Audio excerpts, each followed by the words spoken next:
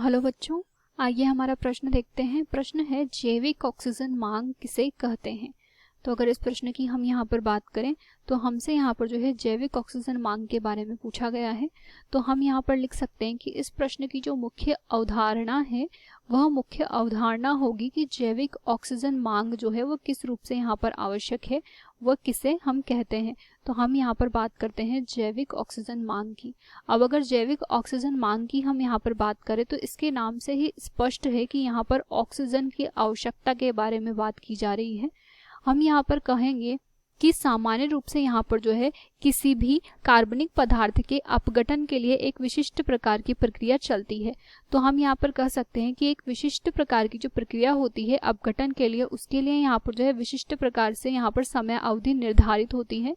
अब उस समय अवधि के अंतर्गत यहाँ पर जो है तापमान की मात्रा भी निर्धारित होती है, यानी कि एक निश्चित तापमान की यहाँ पर आवश्यकता होती है तथा उस निश्चित तापमान में हम यहाँ पर कह सकते हैं कि पानी जो होता है उसके अंदर उपस्थित जो कार्बनिक पदार्थ होते हैं उन कार्बनिक पदार्थों के लिए अपघटन के लिए तथा उन्हें तोड़ने के लिए, तो कार्बनिक पदार्थ के अपघटन के लिए यहाँ पर विशिष्ट प्रकार के बैक्टीरिया या फिर हम यहाँ पर कह सकते हैं कि जीवाणु मौजूद होते हैं। और ये जो जीवाणु होते हैं इन्हें यहाँ पर ऑक्सीजन की मात्रा की आवश्यकता होती है, क्योंकि यह जो जीवाणु होते हैं इनकी विशिष्टता होती है कि ये जो है वायवीय प्रकार के यहाँ पर होते हैं। तो वायवीय जीवाणुओं को ऑक्सीजन की जो आवश्यकता होती है वह इनकी ऑक्सीजन मांग होती है। तो हम यहाँ पर कहेंगे कि इस प्रश्न के अंतर्गत जो हमसे पूछा गया है कि जैविक ऑक्सीजन मांग क्या है, तो जैविक ऑक्सीजन मांग जो हमें दी गई है वह विशिष्ट समय अवधि के अंतर्गत निश्चित तापमान पर पानी के अंतर्गत कार्बनिक पदार्थ का अपघटन करने के लिए वायवीय जीवाणुओं द्वारा उपयोग की गई ऑक्सीजन की